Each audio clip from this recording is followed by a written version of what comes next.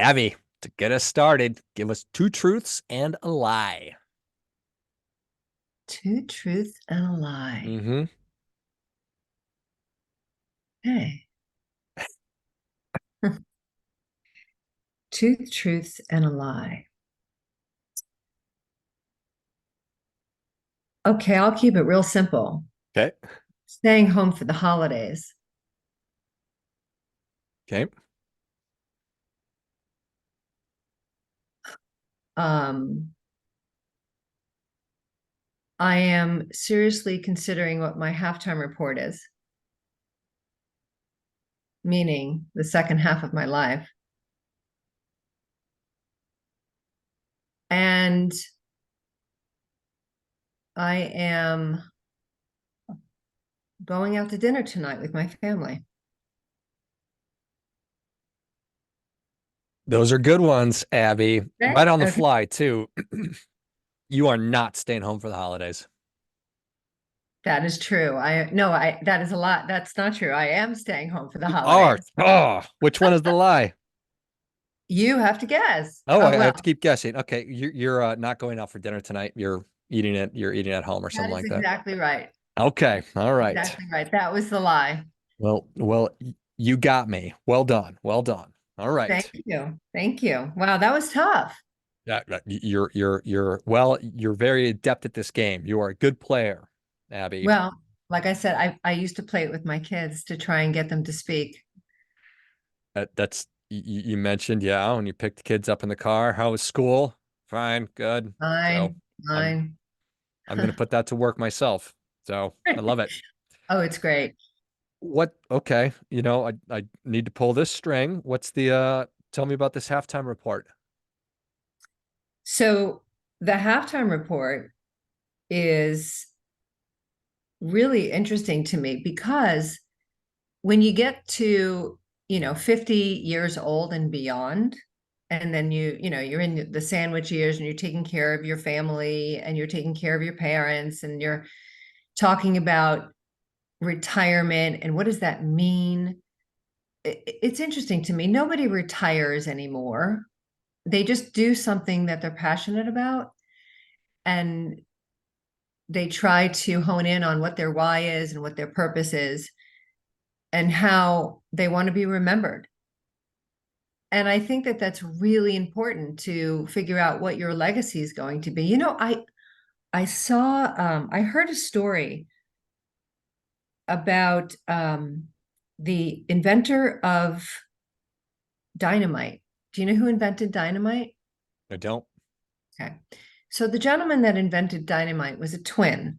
He had a twin brother. And he opened up the paper and saw his brother had passed. And he opened up the paper to see the obituary, but the newspaper made a mistake and instead talked about the brother that's still alive. Hmm. And he was the person that invented dynamite. So I think the title of the obituary was um, um, uh, it's like mechanic of, destruction or something like that. Or it was something really like, oh my God, I'm reading, like he's reading this and thinking, this weapons of mass destruction and this is my legacy, like killing people. And Wow. he was gobsmacked by this.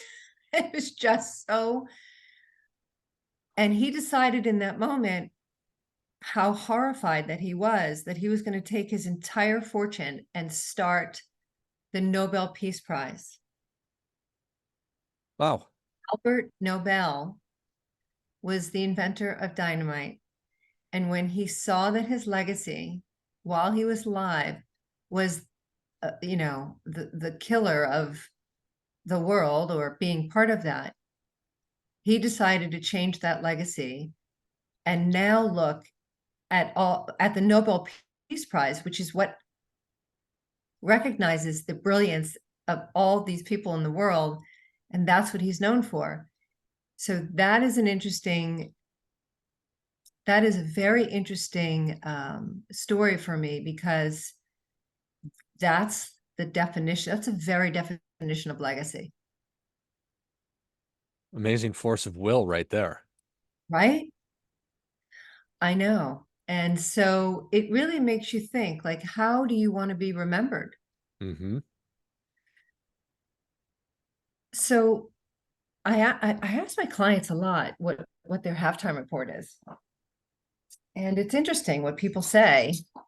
They don't even, some of them don't even understand what that means. But we spend decades in the accumulation phase of our lives and just accumulating and accumulating and spending and saving and accumulating. And then when distribution happens and preservation happens, it's a whole different ball game. And someone quite wealthy, I think it was Bill Gates, said it's harder to give money away than it is to earn it, Hmm. which I thought was interesting. But I don't know. The world is it's happening too fast. Things are happening that I never dreamt I would be living through. I literally think I might have to like create a bunker in my backyard. I don't know. It's a little bit scary, but at the same time, I am trying to live in the now Huh? and be in the moment. And actually, if you think about it, being in the moment is really quite difficult because then someone will ask you, "Oh, what'd you have for breakfast today?" I don't know. I don't know. Uh, I don't know. That's a silly example, but living in the now is I think there's a book by Eckhart Tolle. It's called The Power of Now. It's an interesting book, but it's all about the skills on how to learn how to be in the present moment, which people think is easy, but it really isn't because there's so many responsibilities. So I don't know. I also think COVID screwed up a lot of people For sure. right? Like I think Hmm. I don't know, just there's so much going on right now in the world. And to try to navigate that and to try to create a legacy for your family and doing the right thing, I don't know. I don't mind having a glass of tequila every now and again to talk it over. Sometimes that is the necessary delivery mechanism for finding yourself in the right state and space to be having this kind of conversation and thinking these kinds of thoughts. I think there's so much wisdom in what you've been talking about. I love the Albert Nobel story. It's amazing. And it made me think that sometimes when we get bad news, we get a diagnosis of some kind that I'm not well or somebody I care for, something bad happens to. That's that sobering moment that says, oh my gosh, it snaps cold water to the face. Reality hits us and says, is this what I want? And yeah, I guilty of living in the past or thinking about the future instead of doing what needs to be done right now. Um, and there's so much going on that is terrifying, and I feel powerless to what's going on with most of it. And I'll throw in Eckhart Tolle kind of a saying. It's from Jack Cornfield. He says, you need to tend to the parts of the garden you can touch. Um, Mm. Yeah, there's another saying that it says the grass isn't necessarily greener on the other side. It's greener where you water it.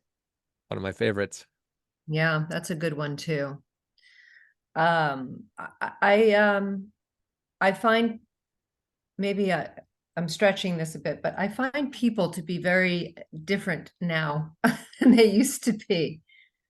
And maybe it's because of technology, and maybe it's because everyone's addicted to their phones, and maybe it's because, nobody speaks to each other, nobody gets out of their seats and goes to an office to talk to somebody anymore. So life is changing. And I'd like to hold on to the way it was. I don't know. What I parts, would. Well, getting off your seat and going to somebody's office to talk to them versus an email, for starters? for starters, right? I think the humanity part of our relationships are diminishing, the humanity part. And, going out to dinner and having no phone available. It's interesting. Have you ever left your phone at home just by accident? I intentionally do as often as I can. Yeah, well, it is a freedom. And so ironic is that when people have a phone, they feel like there's freedom because they have the phone, but yet I disagree at some points. But yeah, I don't know. It's the end of the year, right? January starts a new year. It starts a new year for everybody, for businesses, for, for relationships, for goal setting. It's an interesting time of year, and I don't know. I never I used to set goals all the time at the beginning of the year, and then I stopped for a little bit, and then I started up again. And I'm finding that the goal writing is just really holding myself accountable. But the goals, I think, as soon as you decide to do something, the deciding is the most important part, because you can talk about it. You can talk about it with other people, you can think about it, you can dream about it, but it's different than deciding. So you're in your 50s and then you have to decide, okay, now what? Some people work until they can't work anymore, and that's that, and they love what they're doing. Some people have to work. They can't retire. Some people are forced into the workforce because they lost their shirt with the markets. There's all these things. So I don't know. How do you put that into something that makes sense? And I think you're doing such great stuff, George, with your podcasting, because you're talking about all of this stuff, and people don't necessarily talk openly about it or publicly about it.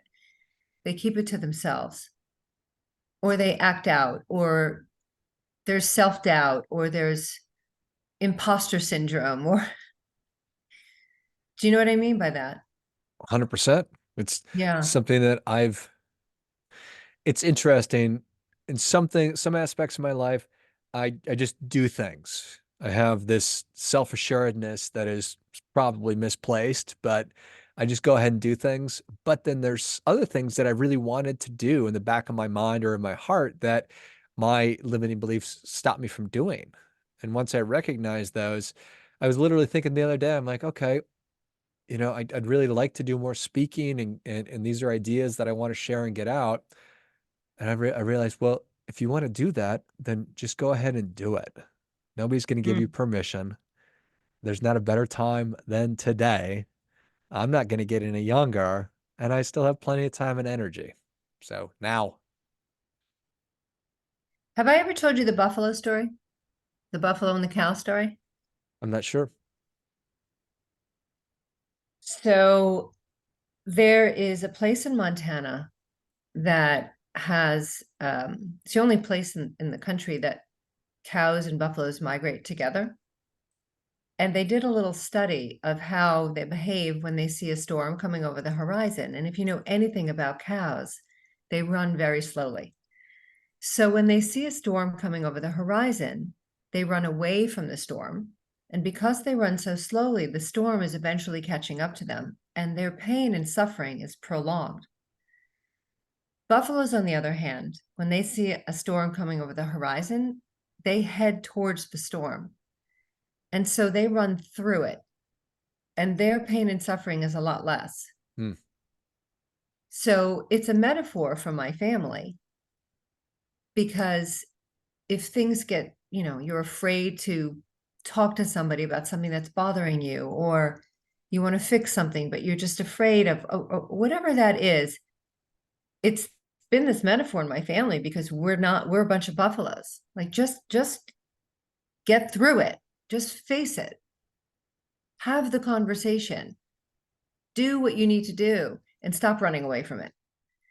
And so don't don't judge my family, or but we all got a tattoo of a buffalo. But Here's I love that. here's mine. We all have the Hmm. exact same tattoo. And it is a constant reminder for me. I look at it a lot because there are times where I just don't want to do it. I don't want to say it, do it, go through it. And then I look at this buffalo. And I no, you got to go through it. You got to get through it. And I find that as awkward as it is, as afraid as you are, as uncomfortable in your own skin during that process, when you come out on the other side, it is such a better result. And then that's in your past. And you learn from it, grow from it, experience with it. And yeah, so that is a thing that my family and I live by. I think it's super powerful, and you'd probably do it without the tattoo, but when you see it, it gives you that little bit of a reminder. Yeah, it does. It definitely does. Uh, I'll give you an example. My older two children moved into the city, and when they were born, they were 3 months old when 9/11 hit. And I remember being in New York City, and my 3 months old, they have twins, and they were laying on my bed, and my husband was supposed to go to the Trade Center at 8:30 that morning, and he's never late. And he called, my TV wasn't on, the babies were on the bed, and he calls and says, I'm fine. I said, what are you talking about? He said, turn the TV on. Oh my God. I said, what on earth? He said, I was supposed to be there. I was Wow. running late. I was Hmm. like, are you kidding me right now? Anyway, fast forward, I watched in horror that day of what happened. And then my children moved into the city to start their lives and careers. And one of them lives in Tribeca, the other one lives in the financial district. And in between them is the memorial for 9/11. And I have not been there for 20 something since it happened. I couldn't go to see the memorial. And now I've heard there's a lot of water. I heard, have you been there? I have. Okay. No one told me what the water did. And when and okay, so I'm walking, and all of a sudden I come to a complete stop, and I realize that I'm about to walk through this memorial, and I've never been there yet. And my daughter says, we can walk around it if you'd like. And I looked at my buffalo tattoo. I said, no, I have got to go through this. Yeah. I have to do this now. And so of course I did. And the architect that designed this really nailed it, because I was a hot mess for a good 20 minutes.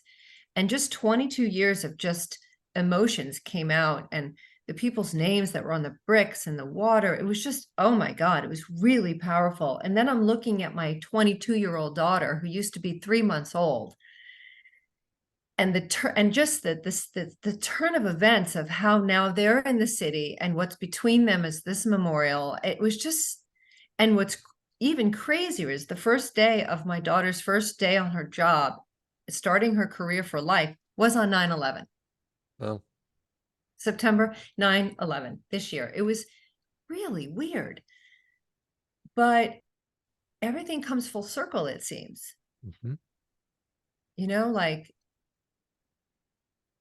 this is a stretch, but when there's a forest fire, fires need to happen for them to get reborn, if that makes sense. So Mhm.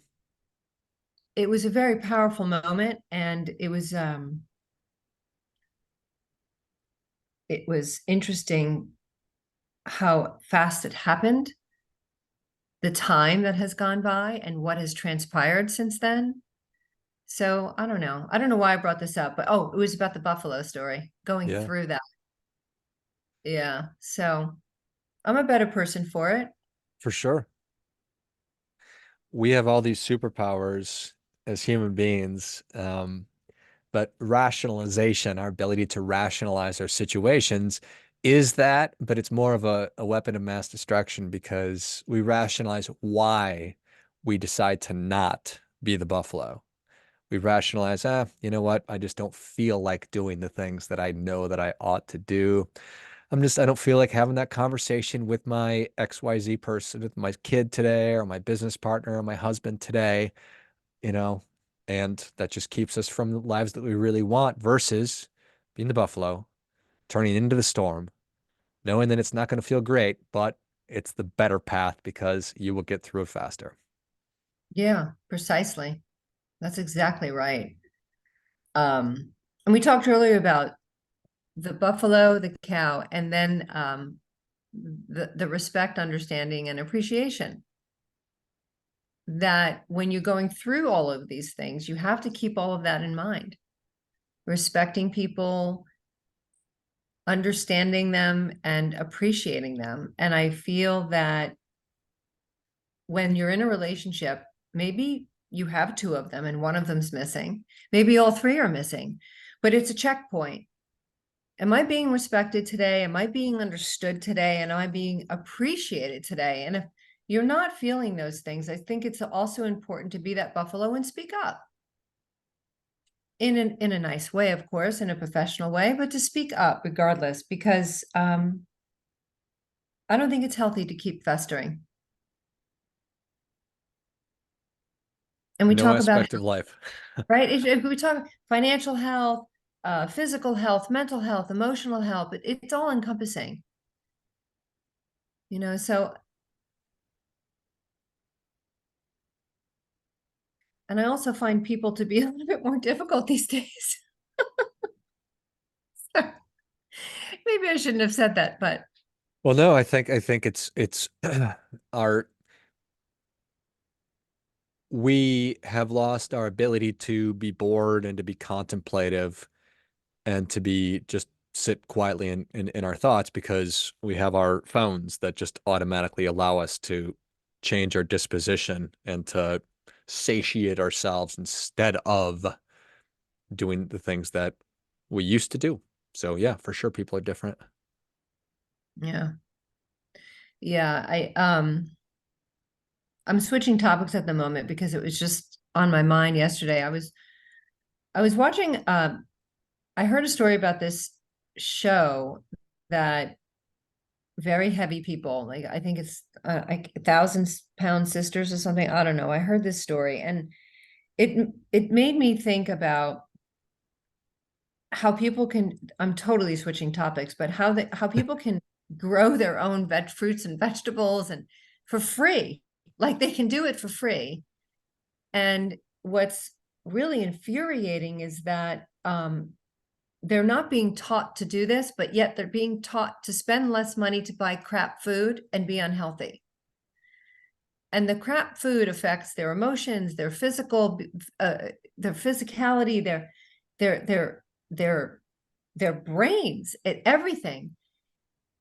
And it's this perpetual problem. And so I wish that more people would talk about just setting up a garden. Save the apples in your apple. Save the seeds from your spaghetti squash. Save the seeds from your cucumbers. Save all your seeds and just plant them in the backyard. You'll have fresh food. And it's free. I don't know. I'm totally switching topics right now, No, but well, yes and no. I mean, we started talking about our halftime report, and I thought recently about the idea of what if we live for 1,000 years, and then the next one was what if we just live for 1 year? How would that change our perception and our behaviors and our activities and our outlook and all those kinds of things? Well, we're talking about living 100 years. So when I'm around 50, I can reevaluate what's going on. And I think it's an incredibly healthy thing to be reevaluating our existence.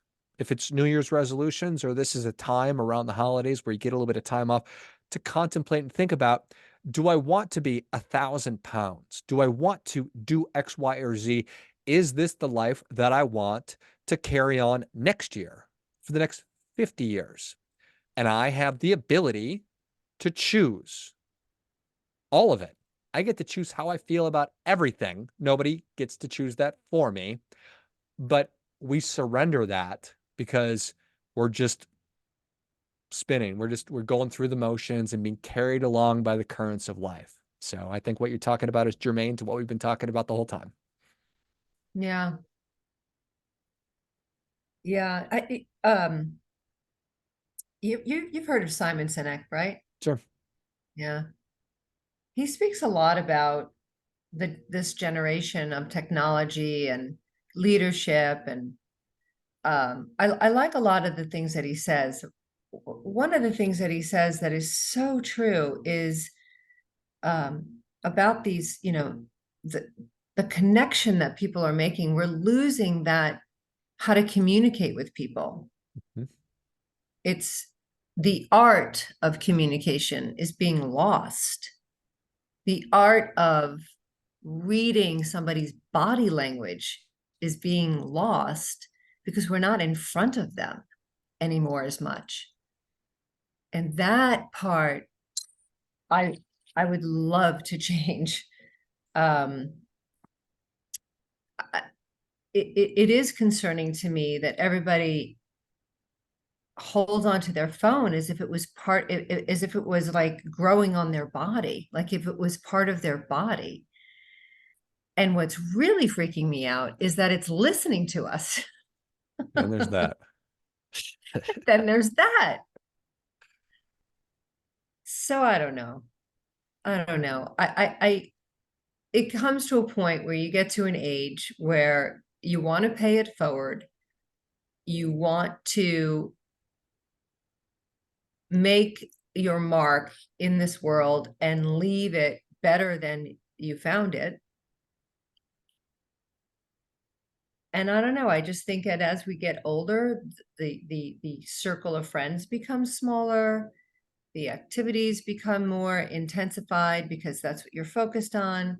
There's not there's not as many distractions, but you got to weed out that. And I think this holiday season is going to be good for a lot of people because I think people just need to take a breath. And so that's why I'm staying home. I need a breath. I need to breathe. I love it. Sitting home by a fire with your family ain't nothing better than that. That sounds pretty great. I know. Are you Maybe have that traveling? Are you have that glass traveling? of tequila you were talking about Oh earlier. my God, that glass of tequila, right? Let's go. Speaking Now of tequila, so we're expensive these days. What's going on? The good tequila? It's absurd. it, it absolutely is absurd. Absurd. Inflation is impacting every part of our lives, from gas at the pump to our tequila and everything else. Throw it together. No, but the good news is that the feds have mentioned that they're slowly going to be reducing interest rates, and I'm really hoping that this starts leveling off because the inflation is outrageous. Yeah. Well, So I economic, have implicit confidence in our government and our leaders, so I'm sure that this is all going to be cleared up in no time, Abby. oh, well, that was sarcasm at its best. That's That was sarcasm at its woo. Yeah, best. buddy. That's awesome. Well, Abby, we're ready for your difference making tip, even though you've given us a lot. You've given us a lot of them. What do you think?